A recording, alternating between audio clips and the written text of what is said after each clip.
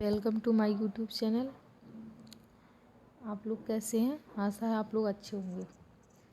तो आज हम जो डिस्कस करने वाले हैं वो एमपीपीएससी को लेकर करने वाले हैं और हमारा जो टारगेट है जिस पर हम बातचीत करने वाले हैं वो है एमपीपीएससी मेंस 2021 और 2022 को लेकर। तो हमारा ये जो सेशन है उसमें हम स्टार्ट करने वाले हैं। हम आपको टॉपिक सजेस्ट करेंगे, आपको उसके नोट्स बनाना है, पढ़ाई करना है और जो टारगेट है वो है एमपीपीएससी मेंस 2021 एंड 22।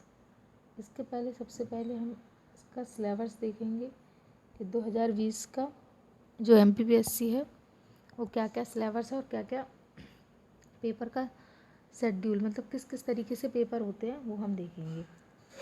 तो अगर हम इसकी बात करें एमपीपीएससी की, तो एमपीपीएससी में जो पेपर होते हैं वो टोटल होते हैं 6। कितने होते हैं टोटल एमपीपीएससी में पेपर? एमपीपीएससी में पेपर टोटल होते हैं 6 प्रश्न पत्र होते हैं। पहला, दूसरा, ठीक है, तीसरा, चौथा, पांचवा, छठवां। पहला जो प्रश्न पत्र है उसे सामान्य अध्ययन के नाम से जाना जाता है। उस पेपर का नाम है इतिहास और भूगोल। दूसरा पेपर है उसका नाम है राजनीति, अर्थशास्त्र एवं समाजशास्त्र। थर्ड पेपर का नाम है विज्ञान एवं तकनीकी। फोर्थ का नाम है दर्शन शास्त्र, मनोविज्ञान एवं लोक प्रशासन। फिफ्थ प्रश्न पत्र का नाम है सामान्य हिंदी एवं व्याकरण। और छठवें जो प्रश्न पत्र है उसमें आती है निबंध। उसमें क्या आता है? निबंध आता है, उसका नाम क्या है? हिंदी निबंध एवं प्रारूप लेखन। ठीक है, छठवें पेपर का नाम है हिंदी निबंध एवं प्रारूप लेखन। फर्स्ट पेपर में जो टाइमिंग मिलती है वो 3 घंटे, सेकंड में भी 3 घंटे मिलती है, थर्ड में भी 3 घंटे दिए जाते हैं।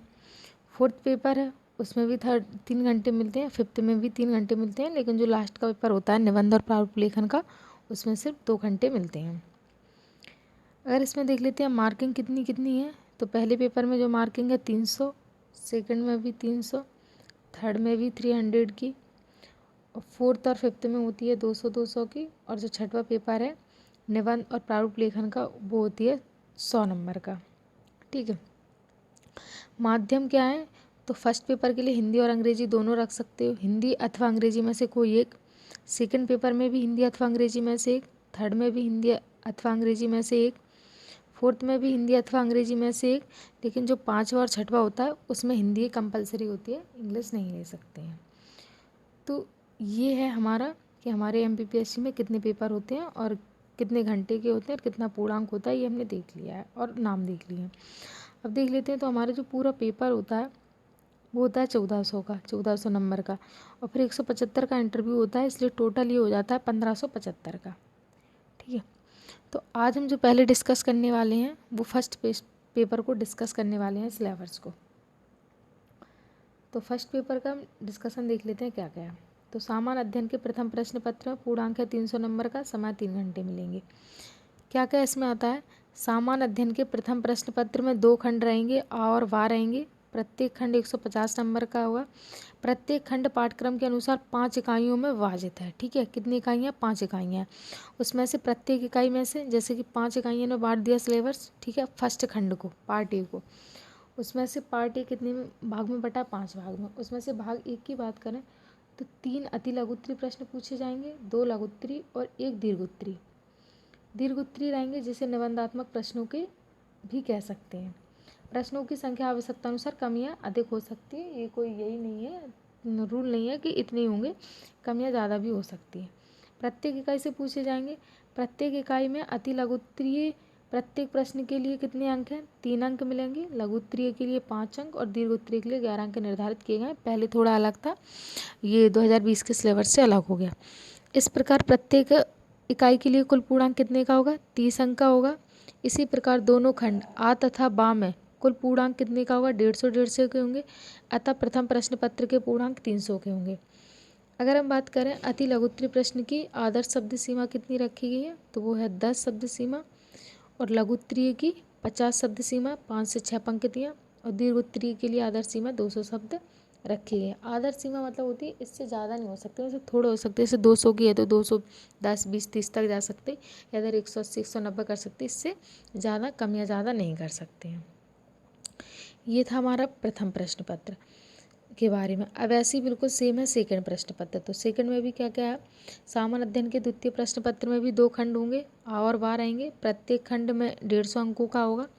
प्रत्येक खंड पाठ्यक्रम के अनुसार 5 इकाइयों में विभाजित है। प्रत्येक इकाई में 3 अति लघु उत्तरीय, 2 लघु उत्तरीय और 1 दीर्घ उत्तरीय या निबंधात्मक प्रश्नों के उत्तर देने होंगे। प्रश्नों की संख्या आवश्यकता अनुसार कम या अधिक हो सकती है।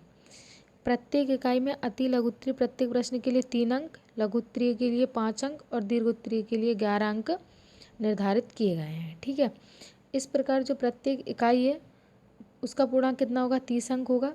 इसी प्रकार जो दोनों खंड आ और बा में कुल पूर्णांक 150 के होंगे और उपरोक्त अनुसार प्रश्न पत्र प्रथम प्रश्न पत्र के पूर्णांक 300 होंगे।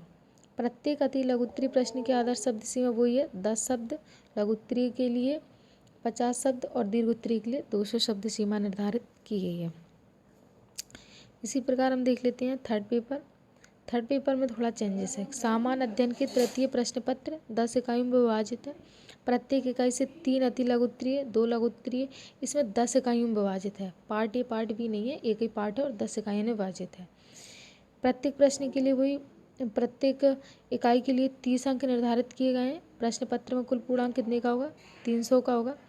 वही अति लघु उत्तरीय के लिए कितने, 10 शब्द सीमा, लघु उत्तरीय के लिए 50 शब्द सीमा और दीर्घ उत्तरीय के लिए 200 शब्द सीमा रखी गई है। ये हमारे थर्ड पेपर है। वहीं अगर हम फोर्थ पेपर की बात करें तो फोर्थ पेपर हमारा एथिक्स का है, जिसे नीति शास्त्र बोलते हैं।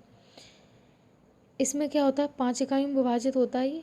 प्रथम से जो चतुर्थ इकाई तक है, प्रत्येक इकाई में कितने लघु उत्तरीय रहेंगे, 5 लघु उत्तरीय आएंगे। एक इकाई से 5 लघु उत्तरीय, 2 लघु उत्तरीय, अति लघु उत्तरीय, देखो 5 आएंगे अति लघु उत्तरीय, 2 आएंगे लघु उत्तरीय और 1 दीर्घ उत्तरीय आता है। ठीक है, प्रथम से चतुर्थ इकाई तक प्रत्येक इकाई में अति लघु उत्तरीय प्रत्येक प्रश्न के लिए 2 अंक है, मतलब जो अति लघु उत्तरीय उनके लिए 2 अंक मिलेंगे। लघु उत्तरीय के लिए 5 और दीर्घ उत्तरीय के लिए 20 अंक निर्धारित किए गए हैं। अगर हम 1 से लेकर 4 इकाई तक की बात करें तो उनमें टोटल 40-40 अंक मिलेंगे। ठीक है, प्रश्न पत्र की 5वीं इकाई, जो 5वीं इकाई है, इसकी जो 5वीं यूनिट है, उसमें संपूर्ण पाठ्यक्रम से 2 केस स्टडी पूछे जाएंगे। ठीक है, टोटल कितने का होगा, 200 का होती है। और जो केस स्टडी आएगी वो रहती है 20-20 नंबर की। इसमें भी अति लघु उत्तरीय के लिए 10 शब्द सीमा, लघु उत्तरीय के लिए 50 और दीर्घ उत्तरीय के लिए 200 शब्द सीमा। वहीं प्रत्येक केस स्टडी के लिए 500 शब्द सीमा रखी गई है। इसी प्रकार जो 5वां प्रश्न पत्र है, इसमें क्या क्या है, तो पंचम प्रश्न पत्र सामान्य हिंदी एवं व्याकरण का होगा। प्रथम प्रश्न में इसमें क्वेश्चन के हिसाब से दिया गया है। तो सबसे पहले लघु उत्तरीय प्रश्न आएंगे जो 25 के होंगे और ये 3 अंकों के होंगे, तो यानी टोटल कितने का होगा, 75 अंक का। दूसरे में क्या है, अलंकार पूछे जाएंगे। अलंकार से संबंधित 2 प्रश्न पूछे जाएंगे। प्रत्येक प्रश्न कितने का होगा, 5 का होगा, तो टोटल अंक होगा 10 नंबर। ठीक है, इसी प्रकार जो तीसरा प्रश्न है हमारा, उसमें क्या, उसमें भी 2 उप प्रश्न होंगे जिनमें हमें क्या करना है, अनुवाद करना है हिंदी से अंग्रेजी और अंग्रेजी से हिंदी।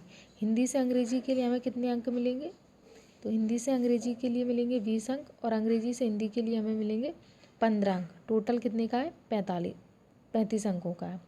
चतुर्थ प्रश्न जो आएगा वो हिंदी व्याकरण से संबंधित होगा, जिसमें क्या आएगा, संधि, समास, विराम चिन्ह इत्यादि प्रश्न पूछे जाएंगे। ये टोटल कितने होंगे, 20 नंबर के होंगे।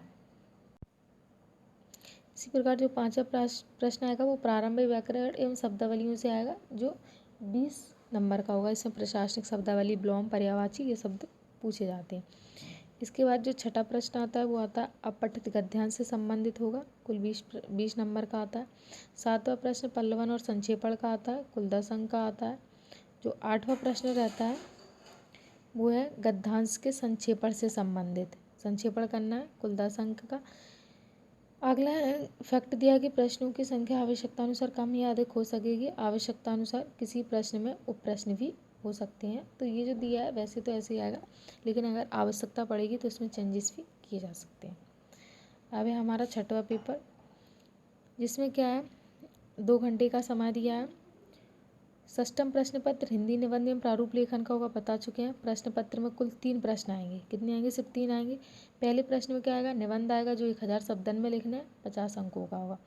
दूसरा भी आएगा, ये निबंध लिखना है, ये अधिकतर करंट से संबंधित आएगा, 500 शब्दों में लिखना है और 25 अंकों का होगा। कितने का होगा, 25 अंकों का होगा। थर्ड जो है क्वेश्चन आएगा वो प्रारूप लेखन से आएगा। ठीक है, प्रारूप करना है उसमें, शब्द सीमा 250 होगी और जो अंक मिलेंगे वो 25 मिलेंगे। ठीक है, इनमें अगर हम बात करें तो ये क्वेश्चन में जो क्वेश्चन नंबर 3 आएगा उसमें 2 प्रारूप लिखने के लिए आएंगे। कितने? 2 प्रारूप लिखने होंगे। इसी प्रकार इसमें भी कहा गया कि प्रश्नों की जो संख्या है वो आवश्यकता अनुसार कम या अधिक की जा सकेगी। ठीक है, आवश्यकता अनुसार किसी प्रश्न में उप प्रश्न भी हो सकते हैं। तो ये तो हमने देख लिया कि जो हमारा पेपर आता है वो किस किस तरीके से बटा हुआ होता है। ठीक है, ये जो MPPSC के जो मेंस हैं 6 पेपर, ये किस किस तरीके से बटे होते हैं ये हमने देख लिया।